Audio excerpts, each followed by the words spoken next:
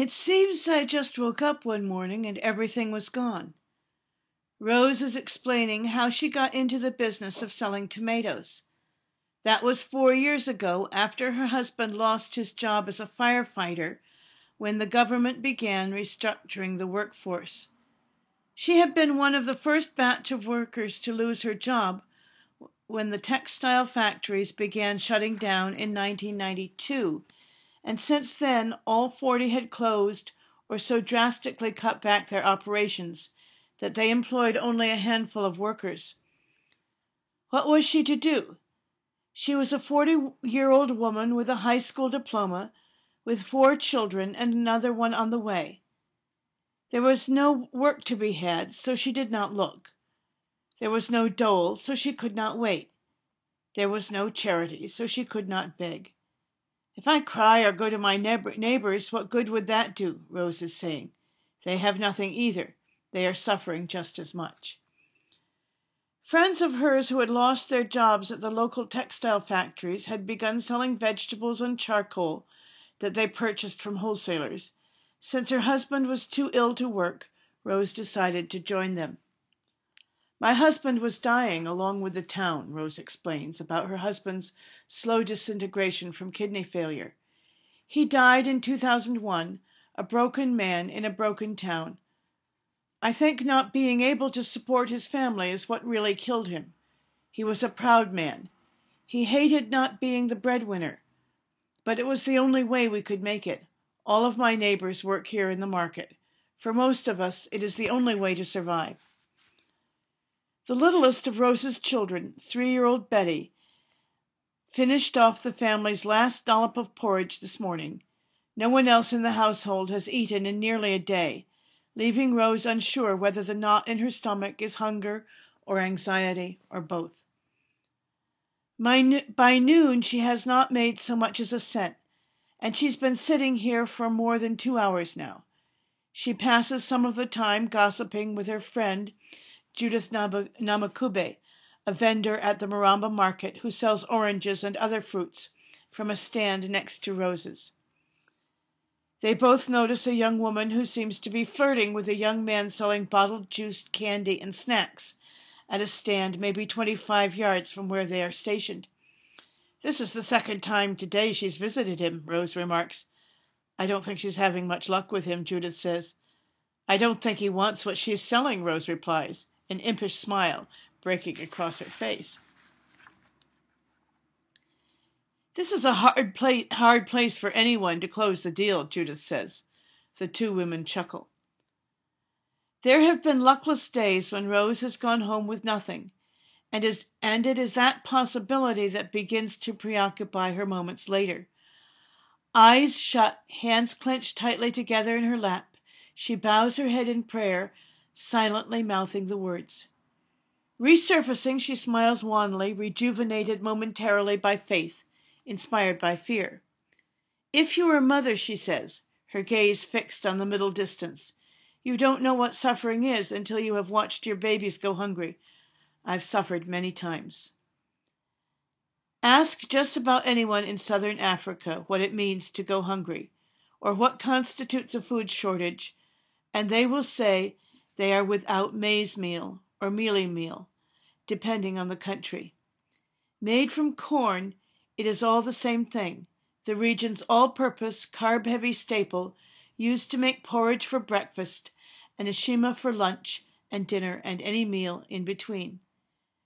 Nshima, called sadza in Zimbabwe, pap in South Africa, is the color of grits, the consistency of polenta. Zambians eat it with just about everything.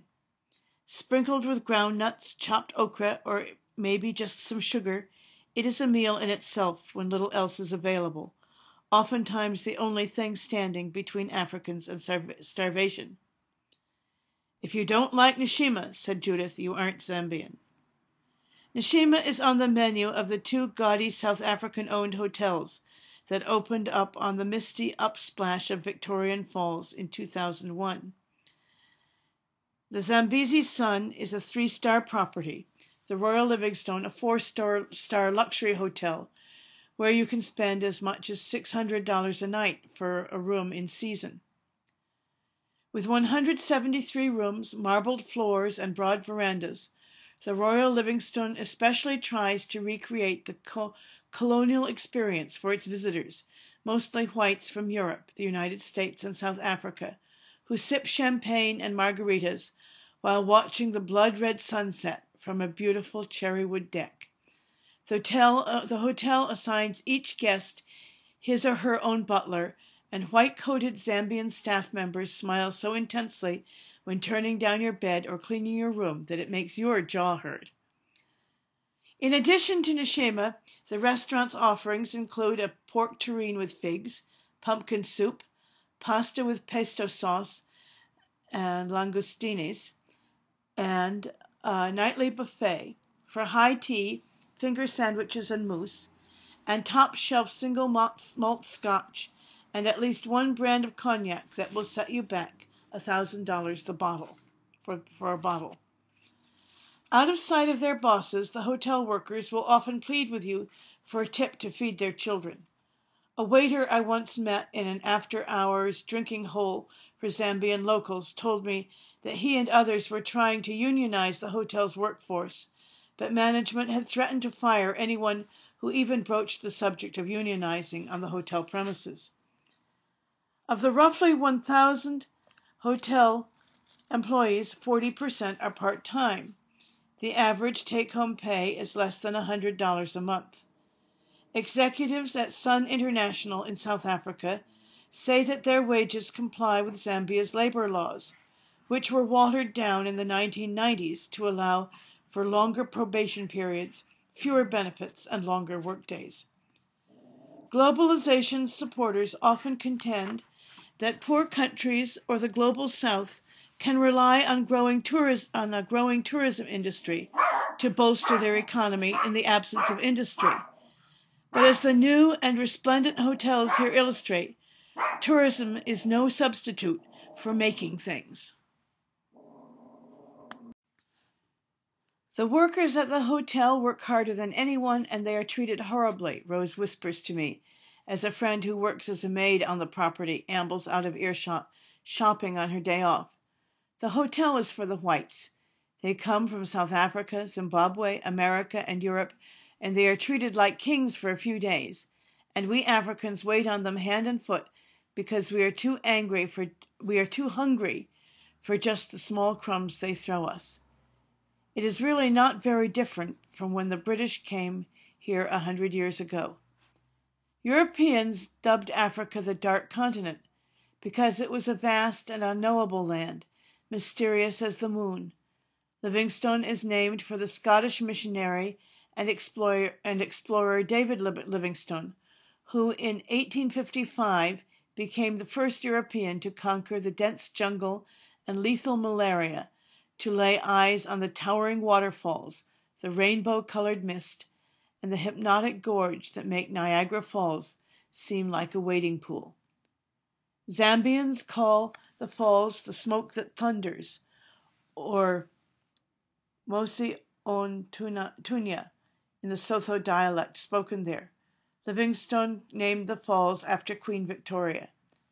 33 years later, the British industrialist Cecil Rhodes negotiated mineral concession rights with unsuspecting tribal chiefs, and for the next 36 years, Zambians were ruled not by the Commonwealth, but by the single mining concern, the British South African Company. In all matters of the state, Rhodes and his lieutenants were the unelected and unquestioned rulers. No one knows better than Zambians about global capital, said Membe, the newspaper editor. Zambians were capital, and the entire country was the property of a global corporation. Rhodes relinquished control of Zambia in 1924, and Britain added the country and its mineral wealth to the empire's books. What made Zambia appealing was the copper, cobalt, and zinc buried beneath its soil, which by independence accounted for more than a third of the country's gross domestic product and 80% of its export earnings. The mines employed, in one capacity or another, almost half the workforce. Africa's curse has always been the abundantly rich earth beneath their feet. Whether gold, rubber, diamonds, oil, or coffee, all that colonial conquerors needed to turn a profit was cheap labor, a hole in the ground, and a railway to the sea. When they began leaving in the 1950s, colonial rulers left behind little of lasting value. Copper, for instance, is one of the more versatile metals of the industrial world, a good conductor of heat and electricity, used in the manufacture of flatware, plumbing fittings, doorknobs, frying pans, ships, and batteries. The British, however, made none of these products in Zambia, preferring instead to ship the raw material overseas, where it would be processed and assembled into finished goods, earning higher wages for their better trained workers and fatter profits for their factory owners. This largely explains why development in Africa lags greatly behind that in other colonized lands in the southern hemisphere. The continent as a whole lacks the kinds of value-added industries that characterize prosperous economies. For example, Africans grow about 1/10 of all coffee sold in the world market, selling the unprocessed beans for less than 25 cents per pound to roasters in London, Chicago, and Berlin. Starbucks sells the finished product to consumers in the United States and Europe for 15 times that amount. There are no industrial roasters anywhere on the African continent. Without a firing shot, Zambians won their independence in 1964. Without firing a shot, Zambians won their independence in 1964, but Kenneth Kaunda, the country's liberation hero and first democratically elected president, inherited a country with no colleges or universities and fewer than a dozen college graduates. Similarly, when neighboring Congo won its independence from Belgium 3 years earlier, there were no blacks with college degrees. For the 27 years that followed, Kaunda pursued economic policies that joined government and the economy at the hip, jump-starting industrial development with a policy known in economic circles as import substitution, in which a country begins to manufacture for domestic consumption products it would otherwise buy from abroad. Kaunda nationalized the mines, expanded the manufacturing and agricultural sectors through state spending, and walled them off from foreign competition with daunting trade barriers, massive state subsidies, and onerous business regulations. To improve the productivity and skill level of its workforce, the government provided free health care and primary education. Literacy levels rose, the economy grew. Because the settler regime had merely purchased whatever it needed from abroad, there were no large-style textile producers in the country in 1964. Within 6 years of Zambia's independence, nearly 85 textile manufacturers employed more than 10,000 workers.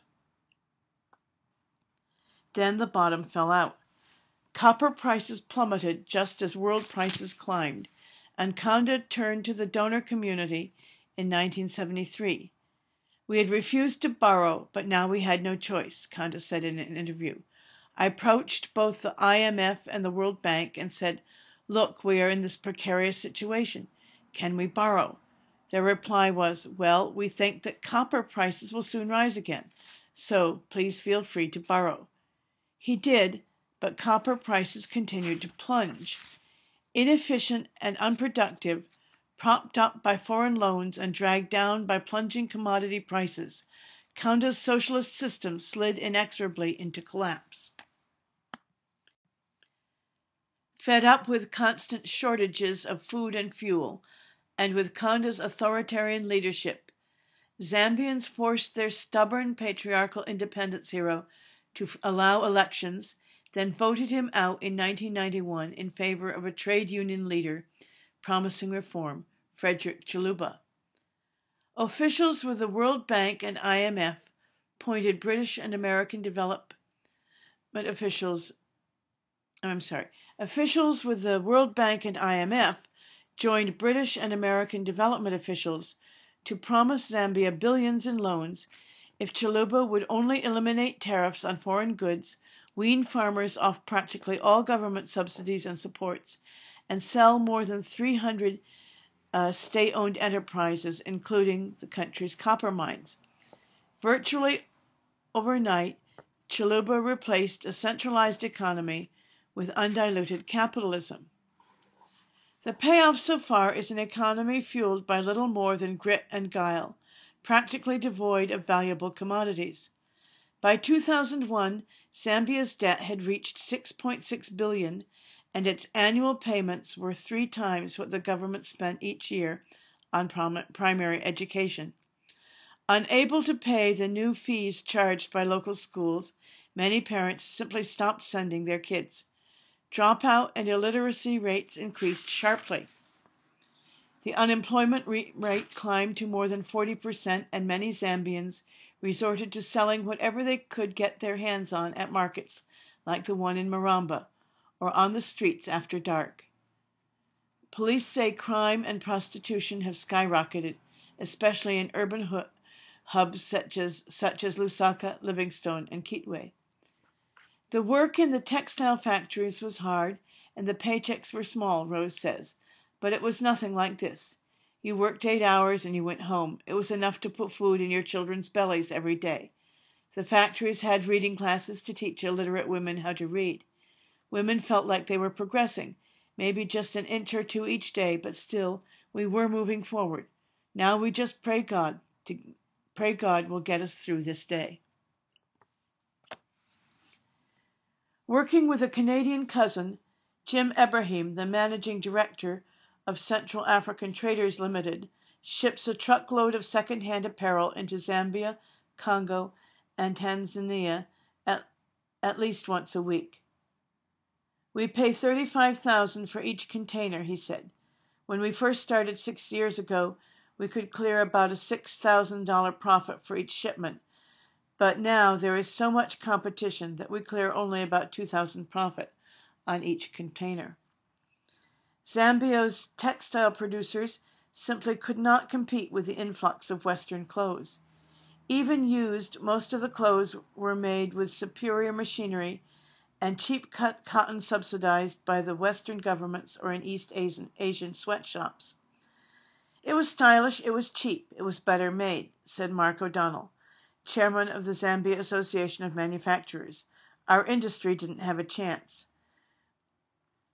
We would have preferred for the changes to be phased in to allow our textile industry a chance to catch up with the rest of the world and really compete.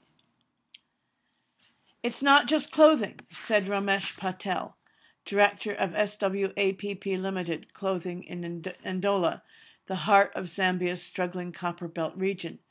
We used to have factories everywhere, but Ndola is a ghost town now. We are one of the lucky ones who have managed to survive, but there's no comparison. We used to supply retailers with 3.5 thousand tons of clothing annually. We're down to less than 500 tons now. We had 250 employees 8 years ago. We're down to 25 now. You can walk for miles at a time here and not see anyone wearing anything remotely resembling African clothing, said Howard Gatchell, chairman of the Chamber of Commerce in Zambia's second city, Ndola. Other countries in the region can sympathize with Zambia. When the World Bank prodded Mozambique in 1996 to repeal taxes that discourage growers from selling their cashews on the world market, 10 of the country's 15 cashew processing plants shut down, leaving 7,500 of the industry's 12,000 workers unemployed.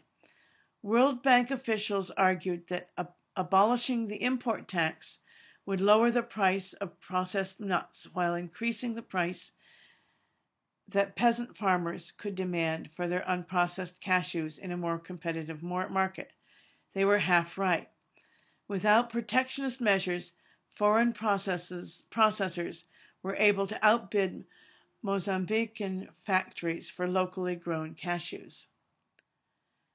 But Mozambique's isolated peasant farmers, accustomed to selling their nuts at a set price to government agents, had no idea how to negotiate with buyers, no clue about how to get their products to market without government assistance, and no hint really of who, what, or where this free market was. By 2001, Mozambican growers were getting less for their nuts than they were before the government lifted its export tax. Savvy foreign traders, mostly Indians, were reaping the benefits of the higher cashew prices, buying the nuts from peasant farmers and then selling them abroad.